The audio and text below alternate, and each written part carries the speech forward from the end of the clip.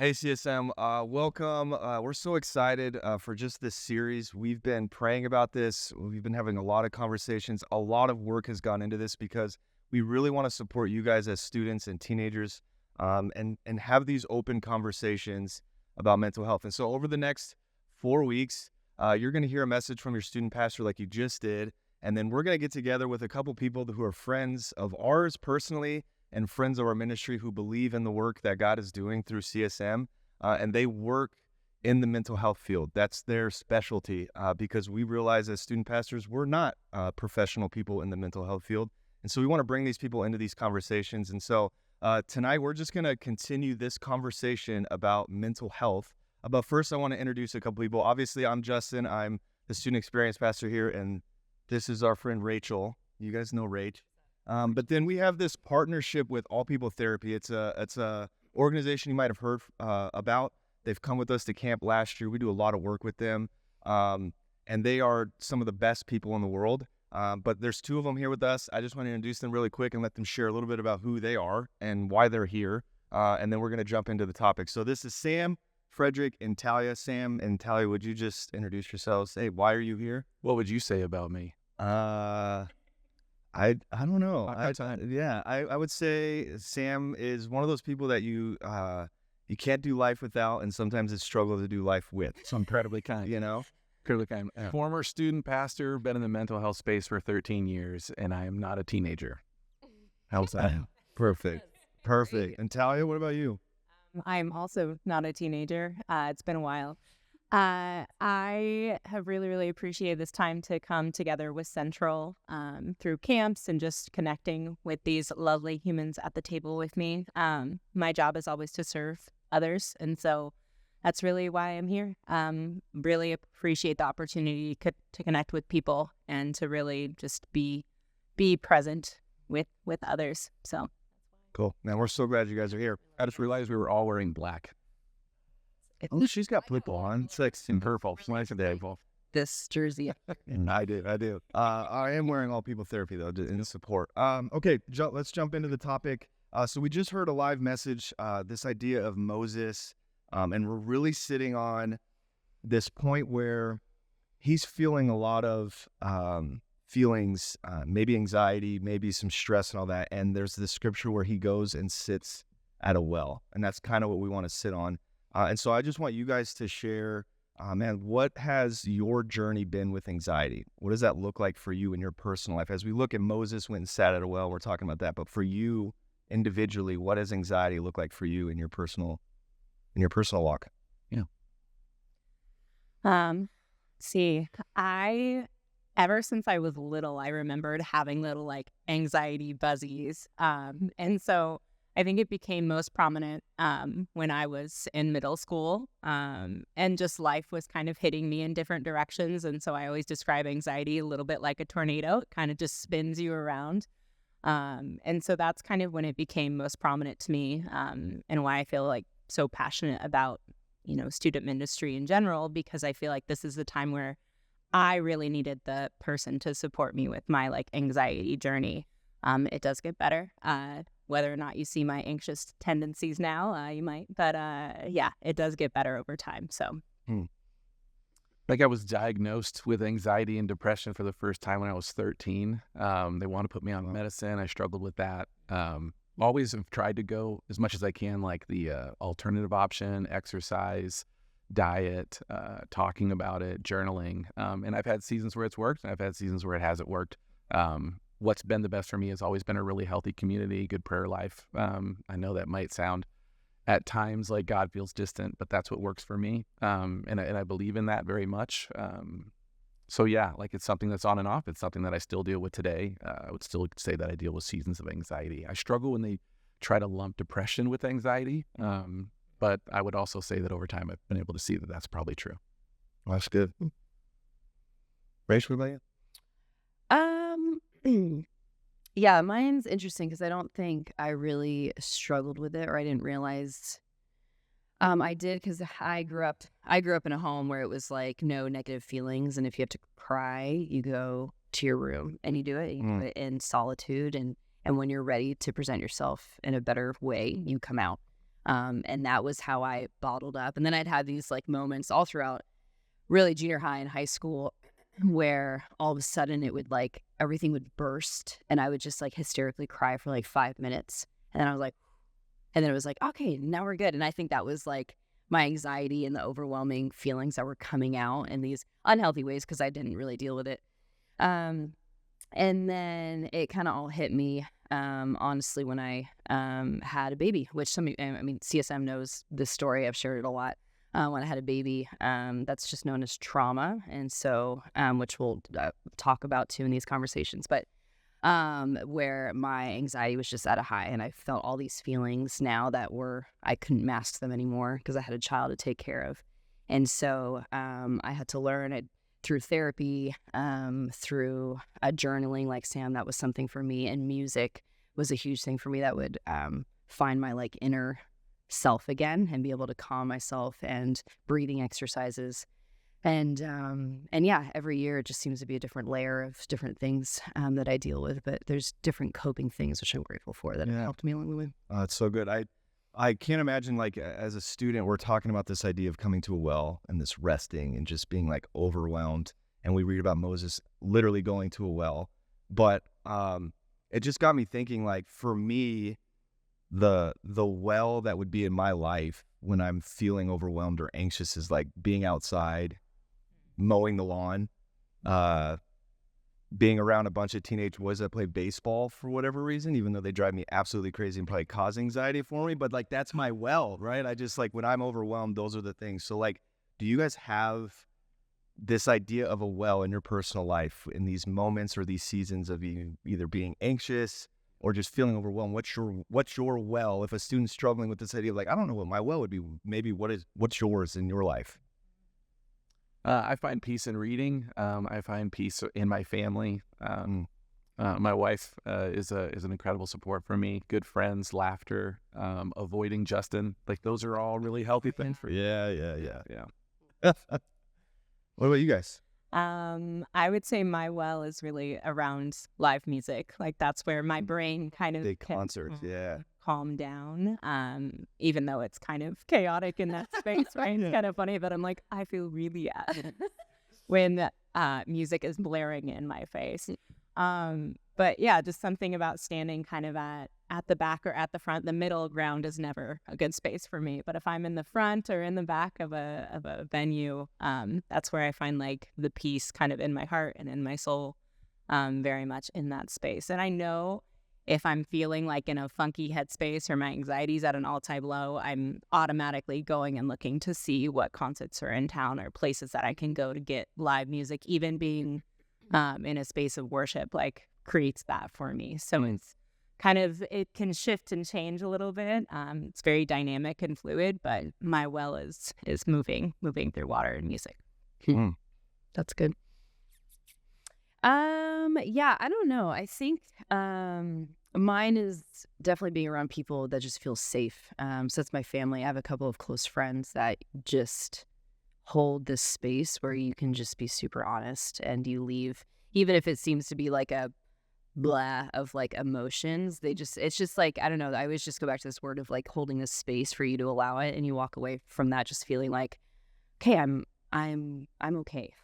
I'm not okay, and that's okay. So that therefore I'm okay, kind of thing. So I think it's the people that are safe places, and honestly, I think it is music for me. It's not just worship music for one, but it's all music, whether it's just lyrics that are just super great, whether it's rhythms and sounds that just give your heart a peace of mind. I don't know. Primarily for you, it's gangster rap. Is that correct? Absolutely. The explicit stuff, like all like 100%. It's interesting though that like, for me, I share a little, sometimes I like to be alone, but for the most part, we all just shared about being around other people. Which is just an interesting thought. Like when we're feeling anxious or whatever, for us it's like being around more people sometimes helps, which is the idea of community and being around others and being okay and having safe people in your life. But there's this like anxiety for me growing up, similar to Rach, was like, I grew up in a house that's like, mental health's not a real thing. Sometimes it didn't feel safe for me. Some of the stuff I learned at church was just like pray it away, read the Bible. And then it's always like anxiety was this dark word of like, I can't even say that. And now it's more talked about. But could you guys who work in this field explain the difference between like what's healthy anxiety? Like sometimes anxiety can be healthy and it's okay.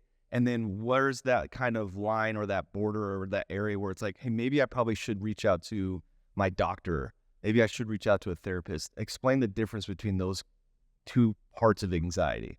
Yeah, to me, the easiest way to put it has been if you go to like a school perspective, first day of school to be anxious, pretty normal. Like a lot of people are feeling anxious, especially if you're trying to create a little bit of a new friend group and be a little bit of a different version of yourself. That can absolutely be like a positive anxiety. That's normal. It's a body response. You should feel that. Also, like, of course, if you feel like you were going into any kind of danger, your body responding and letting you know about that, that is absolutely a good thing. That's okay too. But then I would go in a little bit further and say that, you know, you walk into that class and you didn't study for a test and you start to feel anxious. That's bad anxiety. You can identify why that is, though. And so you understand, you're aware of the reason that you're feeling anxious. And maybe that other one would be you're sitting in that same classroom, nothing's going on, teacher's talking, you're totally safe, but you're sweating, you feel really uncomfortable, you want to come out of your own skin. You might be at a place where it would be good to speak with somebody. Start with your family, start with, you know, parents, guardians, start with a good close friend. I would really encourage an adult and then work your way up to considering if you should be talking to somebody such as a therapist. What about you, Talia? Like just, yeah, like when you said that, like I remember like the first time I wanted to go and like give a girl a Valentine's, which was Careful. right? You know what I mean? Like I want to go do, and there's like this thing. It's like that's not necessarily bad. I don't need to go to my therapist and be like, hey, I did this. It's like that's normal. Yeah. But then there's that line, like you said, from your perspective as a therapist, like what does that look like as you would encourage students? Like what's that line that's like maybe this is the time to go talk to somebody? I always say it's the difference between, you know, these are our day-to-day steps of just going through life, because we all have those little anxious moments or tendencies that kind of pop up in those particular circumstances. But if it's stopping you from doing things that you normally would potentially feel comfortable doing, or you've never necessarily felt comfortable doing, if it's something that's kind of making you stop in your tracks and detour to do other things because you potentially feel so uncomfortable in that moment, you feel so scared. If your breathing changes, listening to your body is always a great step. So if you're noticing these big responses, and not to say that there's experiences that aren't like honorable in those moments, but I think that that's really where I recognize, and like if it's a bigger response and you're struggling to do some of those day-to-day things that may not be what you define as bigger to you, everyone's levels look different. And that's why anxiety is kind of hard to navigate, I think, for a lot of people, because things that make me feel more anxious, my sister's like, why do you feel anxious about that? I'm like, well, thanks for judging me.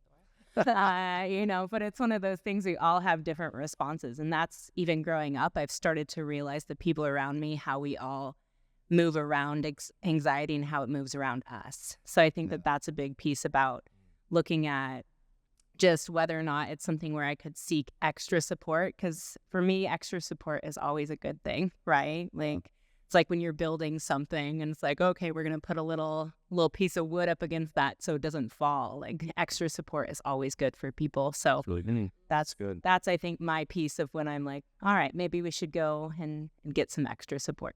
It's almost like extra support is like maintenance, like maintenance for just life experiences and things that come up. And it's like, this has come up here. How do I need to address this? Let's put up a piece of wood here. Let's put a brick here. So I just think your life needs maintenance, you know, with the things that we go through. And sometimes it's like, when you think about it, sometimes it can, if you put off that idea of maintaining, then sometimes it's like too late. Like I should have had a support here and I didn't.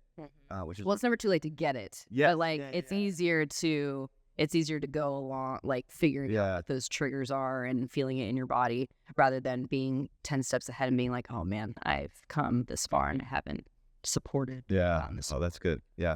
Okay. So, Rachel, I want you to start this off and then like practically what this looks like. But okay. So maybe a student is like, I feel like I need to go to a therapist.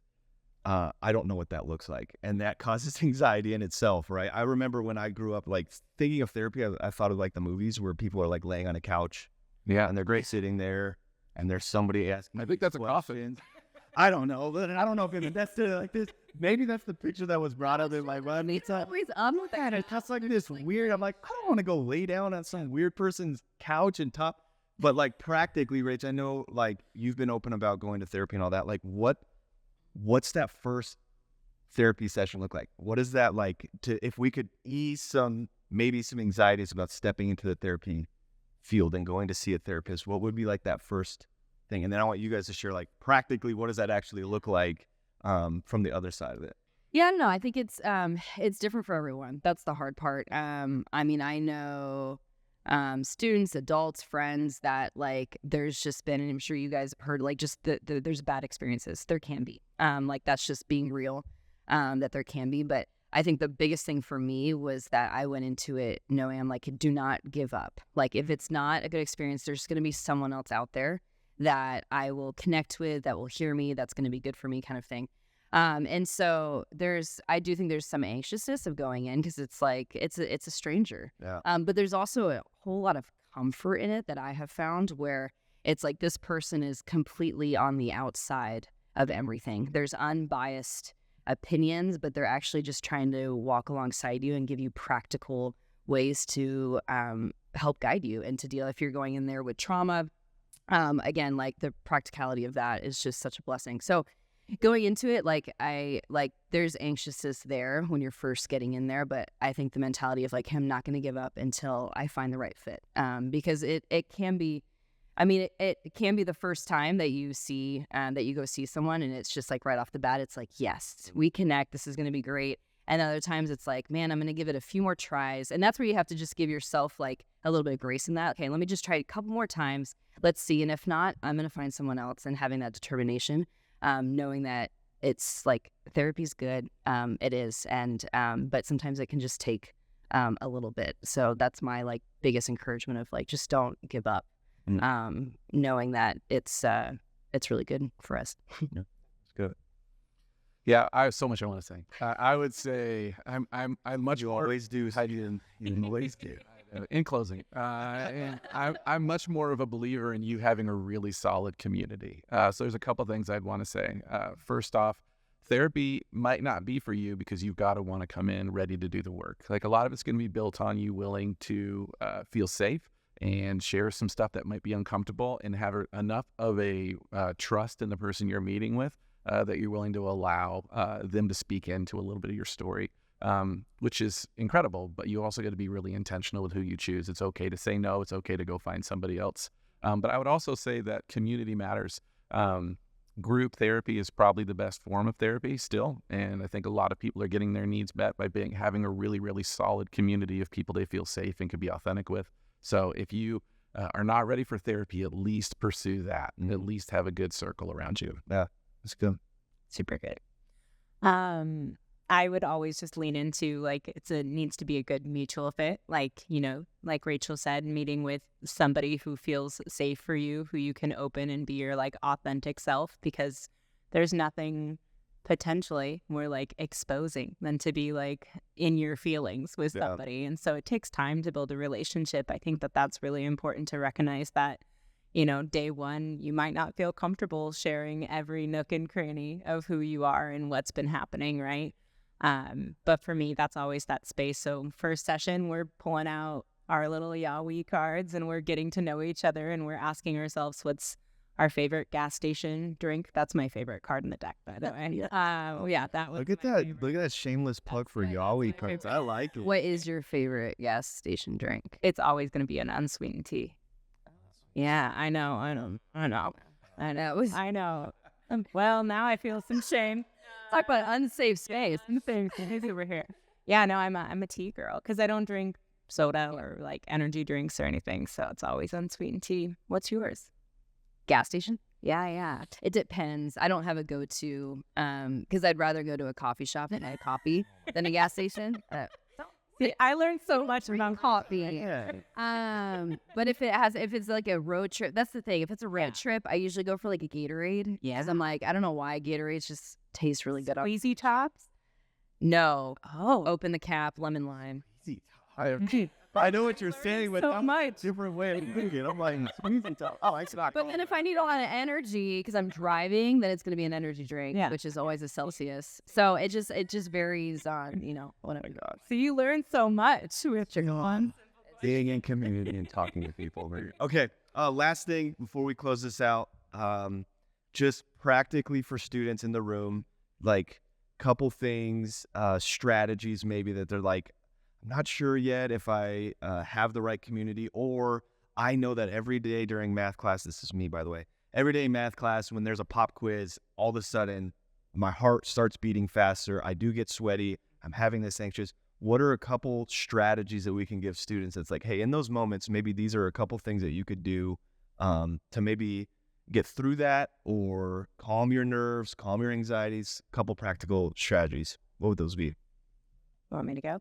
All right. So there's grounding activities, and that is essentially trying to just ground yourself back in your body, because anxiety kind of floats us out. So we got to get back into our body. So one of them would be, you can do this on your knees, or you can move your feet just to go right to left, just to kind of get yourself back in your body. So it's called bilateral stimulation. It's such a fancy, I know, you don't need to remember that. That's not on the pop quiz. Can you do it while you hold a squeezy drop? Hold a squeezy Yes. top and moving my So moving from right to left just helps. It's a little bit different because the anxiety taps, we all know what that's talking about. So intentionally moving right to left helps your brain kind of regulate itself. There is the 5 senses grounding technique, where you go through all of your 5 senses. So we think about, okay, what are 5 things that I can hear? What are 4 things that I can smell? Sometimes you don't want to smell 4 things. So you go to a different, what are 4 things I can see, taste, all of the senses. You go through those until you get down to 1. So just kind of distracting your brain with other things. I recommend doing that if you don't want to go through your senses. If it's too short of a time, I'll look around the room and start finding things that start with each letter.